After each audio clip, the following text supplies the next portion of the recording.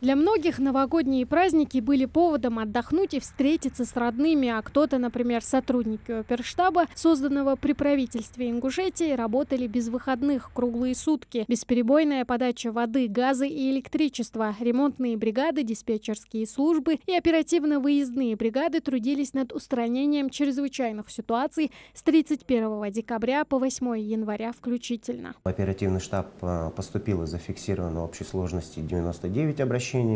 Это 93 устных обращения посредством телефонных звонков и 6 посредством WhatsApp и Telegram мессенджера письменных обращений,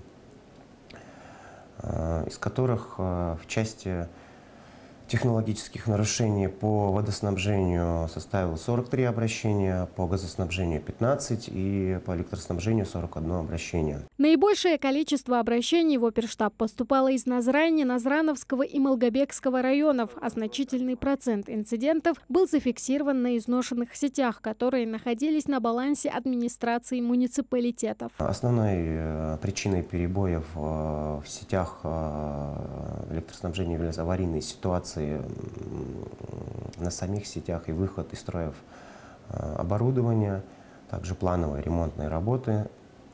Основанием для отключения водоснабжения являлись порывы водопроводов, также плановые ремонтные работы. Основными причинами перебоев электроснабжения, по словам специалистов оперштаба, явились как аварийные ситуации на сетях и выход из строя оборудования, так и плановые ремонтные работы. Для устранения технологических неисправностей ресурсоснабжающими организациями были задействованы 14 бригад в количестве 80 человек и 35 единиц спецтехники. Заявки аварийными бригадами отрабатывались максимально оперативно.